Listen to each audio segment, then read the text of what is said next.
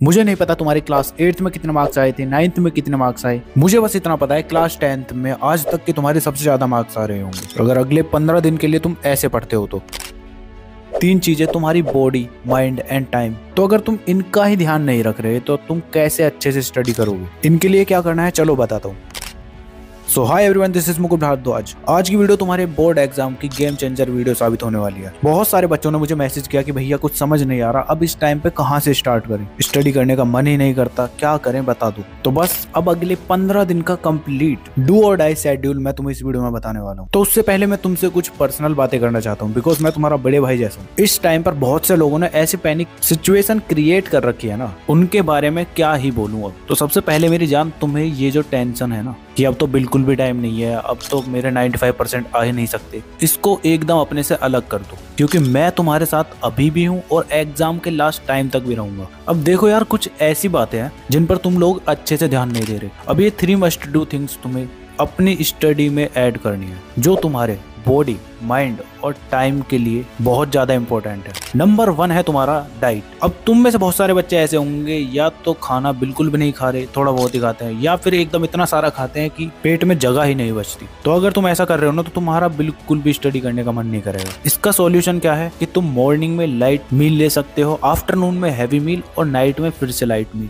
अब ये लाइट और हैवी मील क्या होते हैं ये तुम्हें अपनी स्क्रीन पर दिख रहे होंगे, ठीक है। तो खाने का अच्छे से ध्यान रखना है। इसके बाद सेकंड है तुम्हारा माइंड के लिए तुम्हें मेडिटेशन करनी है मॉर्निंग में। सुबह सुबह उठ जाओ और फिर बैठ जाओ एक शांत जगह में और अपने बॉडी और माइंड को एकदम रिलैक्स छोड़ दो और एकदम थॉटलेस बैठे रहो। अगर फिर भी माइंड में कोई थॉट आ रहा है तो फिर तुम क्या कर सकते हो, तुम कोई नाम बोल सकते हो, जैसे ओम बोल सकते हो, या कोई भी जो तुम्हारे रिलीजन से रिलेटेड हो, ठीक है। और अगर तुम्हें समझ नहीं आ रहा कैसे मेडिटेशन कर सकते हैं, तो ये कुछ टेक्निक्स हैं, इनकी हेल्प से कर सकते हो। तो दिन के 5 से 10 मिनट कर लेना, बस इनफ है। और तुम खुद देखोगे कि पूरा दिन तुम कितना प्रोडक्टिव स्टडी करोगे। अब इसके बाद थर्ड मस्ट डू थिंग्स है तुम्हारी टाइम के लिए, जो कि है तुम्हारा डिस्ट्रैक्शन। अब इसके लिए कोई टिप्स नहीं है, इसके लिए सीधा है जो चीजें तुम्हें डिस्ट्रैक्ट कर रही हैं उन्हें अपनी लाइफ से डिलीट कर दो, सिंपल। एग्जाम के बाद खूब उन चीजों से डिस्ट्रैक्ट होते रहना, ठीक है। तो इतना ही था, इन 3 चीजों का ध्यान रखना। इन्हें करोगे तो स्टडी करने के लिए तुम्हें ज्यादा एफर्ट नहीं मारने पड़ेंगे। अब बहुत सारे बच्चे ऐसे हैं जिन्हें डर लग रहा है। डर किस बात का कि प्री बोर्ड्स में कम मार्क्स आए हैं, कहीं बोर्ड्स में भी ऐसे ना आ जाए। तो यार टाइम तो अभी भी है तुम्हारे पास। मार्क्स चेक करने हैं तो तुम सैंपल क्वेश्चन पेपर लगा सकते हो, देखो कहाँ प्रॉब्लम हो रही है। जो टॉपिक्स तुम्हारे अच्छे नहीं है उनको सही से पढ़ो।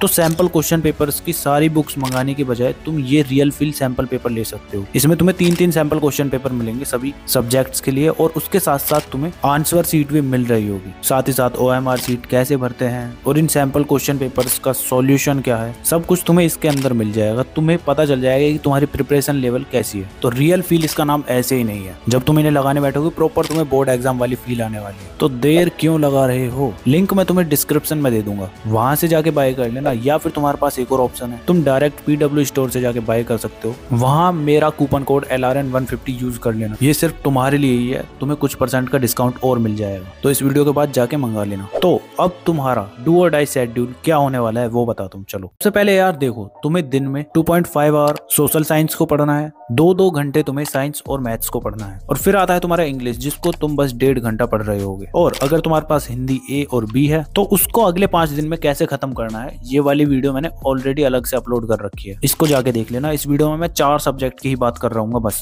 तो अब तुम्हें पता चल चुका है कितने कितने घंटे तुम्हें दिन में पढ़ना है। तो अब तुम यार डे 1 पर साइंस के अंदर केमिकल रिएक्शंस एंड इक्वेशन वाले चैप्टर को कर रहे होगे, ठीक है। तो 2 घंटे तुम्हें साइंस पढ़ना है, उसके अंदर तुम इस चैप्टर को कर रहे होगे। इसके बाद सोशल साइंस के लिए यार तुम कर रहे होगे पहला chapter the rise of nationalism in Europe. Social science के लिए इसलिए थोड़ा टाइम फालतू दिया है क्योंकि एक दिन में तुम्हें 2-2 चैप्टर भी करने पड़ सकते हैं। तो डे 1 पर तो तुम्हें बस यही चैप्टर करना है। इसके बाद मैथ्स के अंदर तुम यार कर रहे होगे स्टैटिस्टिक्स वाले चैप्टर को, और जब वो हो जाता है तो उसके बाद तुम कर रहे होगे इंग्लिश के अंदर रीडिंग पैसेजेस वाले पोर्शन को। जितने भी टाइप के पैसेज तुम्हारे एग्जाम में पूछे जाते हैं सभी को तुम कर रहे होगे, ठीक है। इसके बाद डे 2 पर यार तुम साइंस के अंदर कर रहे होगे लाइफ प्रोसेसेस वाले चैप्टर को, SST के अंदर कर रहे होगे print, culture and modern world वाले चैप्टर को, और जब वो हो जाता है तो फिर मैथ्स के अंदर तुम कर रहे होगे अर्थमेटिक प्रोग्रेशन वाले चैप्टर को। तो मैथ्स का स्लॉट पूरा होने के बाद तुम कर रहे होगे इंग्लिश वाले पोर्शन में ग्रामर सेक्शन को। तो इस तरह से तुम्हारा डे 2 कंप्लीट हो जाता है। अब डे 3 पर यार तुम कर रहे होगे साइंस के अंदर लाइट रिफ्लेक्शन एंड रिफ्रैक्शन वाले चैप्टर को। एसएसटी के अंदर तुम करोगे यार रिसोर्सेज एंड डेवलपमेंट वाले चैप्टर को। जब वो कंप्लीट हो जाता है तो मैथ्स के अंदर यार तुम कर रहे होगे पॉलिनोमियल्स वाले चैप्टर को। ठीक है, जब ये हो जाता है तो इसके बाद तुम कर रहे होगे इंग्लिश के अंदर राइटिंग स्किल वाले सेक्शन को।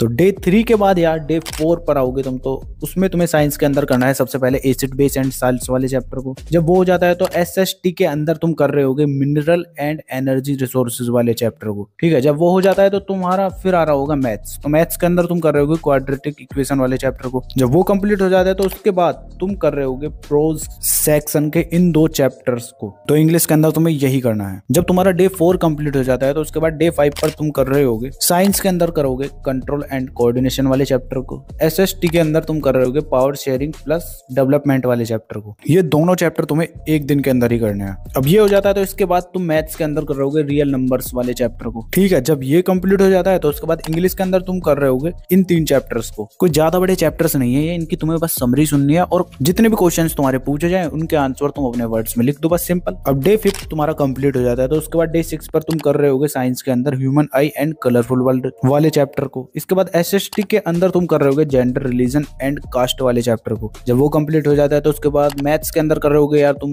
इंट्रोडक्शन ऑफ ट्रिग्नोमेट्री वाले चैप्टर को। इसके बाद तुम इंग्लिश के अंदर कर रहे होगे इन 3 चैप्टर्स को। तो कुछ इस तरह से तुम्हारा डे 6 भी कंप्लीट हो रहा होगा। जब डे 7 पर आते हो तुम, तो तुम्हें साइंस के अंदर मेटल एंड नॉन मेटल्स वाले चैप्टर को करना है। सोशल साइंस के अंदर तुम कर रहे होगे ग्लोबलाइजेशन और तुम्हारा फेडरलिज्म वाला चैप्टर। इन 2 चैप्टर्स को एक दिन के अंदर करोगे। ठीक है, इसके बाद मैथ्स के अंदर यार तुम कर रहे होगे एप्लीकेशन ऑफ ट्रिग्नोमेट्री वाले चैप्टर को। जब वो हो जाता है तो उसके बाद इंग्लिश के अंदर तुम इन 3 चैप्टर्स को निपटा रहे होगे। अब स्टार्ट होता है तुम्हारा डे 8। तो डे 8 पर यार तुम साइंस के अंदर कर रहे होगे how to do organisms reproduce. इसके बाद तुम सोशल साइंस के अंदर कर रहे होगे political parties plus water resources वाला चैप्टर। जब वो हो जाता है तो उसके बाद मैथ्स के अंदर यार कर रहे होगे तुम प्रोबेबिलिटी वाले चैप्टर को। और फिर उसके बाद इंग्लिश के अंदर यार तुम कर रहे होगे ए टाइगर इन जू और उसके साथ साथ ये 2 चैप्टर्स। ठीक है, 8th डे के बाद तुम्हारा आता है 9th डे। तो इस पर यार तुम कर रहे होगे साइंस के अंदर सबसे पहले करंट इलेक्ट्रिसिटी वाले चैप्टर को। जब वो कंप्लीट हो जाता है तो उसके बाद एसएसटी के अंदर तुम कर रहे होगे लाइफलाइन ऑफ इंडियन इकोनॉमी।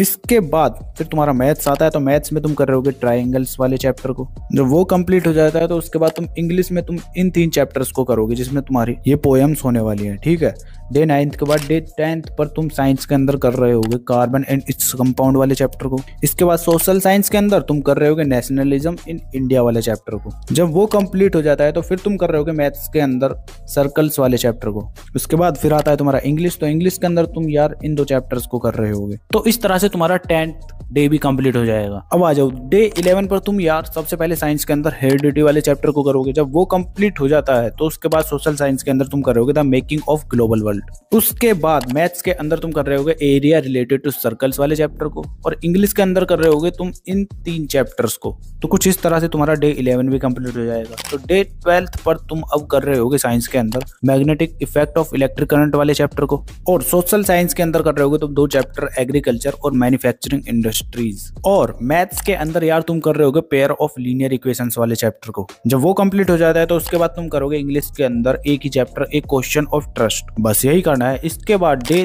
13 पर तुम साइंस के अंदर कर रहे होगे अवर एनवायरमेंट्स वाले चैप्टर को। एसएसटी के अंदर तुम कर रहे होगे आउटकम ऑफ डेमोक्रेसी वाले चैप्टर को। मैथ्स के अंदर तुम यार कर रहे होगे सरफेस एरिया एंड वॉल्यूम्स वाले चैप्टर को। जब वो कंप्लीट हो जाता है तो इंग्लिश के अंदर तुम इन 2 चैप्टर्स को निपटा रहे होगे। तो यार इस तरह से तुम्हारा 13th डे भी कंप्लीट हो जाता है। अब 14th डे पर यार तुम साइंस के अंदर रिवीजन कर रहे होगे क्योंकि तुम्हारे सारे चैप्टर कंप्लीट हो चुके हैं। तो रिवीजन तुमने अभी तक जितने चैप्टर पढ़े हैं सबको एक बार रिवाइज करोगे अच्छे से। ठीक है, इसके बाद एसएसटी के अंदर यार तुम कर रहे होगे सेक्टर ऑफ इंडियन इकोनॉमी। जब वो कंप्लीट हो जाता है तो मैथ्स के अंदर तुम कर रहे होगे कोऑर्डिनेट ज्योमेट्री वाला चैप्टर। वो हो जाता है तो फिर इंग्लिश के अंदर तुम कर रहे होगे भोली वाले चैप्टर को। तो इस तरह से तुम्हारा ये दिन भी खत्म हो जाएगा। इसके बाद डे 15 पर तुम कर रहे होगे साइंस के अंदर रिवीजन। ठीक है, इसके बाद एसएसटी के अंदर तुम कर रहे होगे मनी एंड क्रेडिट वाले चैप्टर को। जब वो कंप्लीट हो जाता है तो मैथ्स के अंदर भी तुम रिवीजन ही कर रहे होगे। और फिर इंग्लिश के अंदर यार तुम कर रहे होगे फुटप्रिंट विदाउट फीट वाले चैप्टर को। तो कुछ इस तरह से तुम्हारा ये डू और डाई शेड्यूल कंप्लीट हो जाता है। तो अब कौन कौन इस चैलेंज को एक्सेप्ट करता है कमेंट में बताओ। और हाँ, अगर तुम्हारे साथ ये प्रॉब्लम हो रही है कि तुम पढ़ तो सब कुछ लेते हो लेकिन मार्क्स अच्छे नहीं आते, तो तुम्हारी आंसर राइटिंग में प्रॉब्लम है। वो कैसे ठीक करनी है वो तुम इस वीडियो को देख सकते हो, तुम्हें क्लियर हो जाएगा कि कैसे तुम्हें आंसर्स को लिखना है। और इसके साथ साथ ये भी वीडियोज हैं तो जाके देख लेना। तो मिलते हैं नेक्स्ट वीडियो में, तब तक के लिए keep learning, keep studying and keep smiling.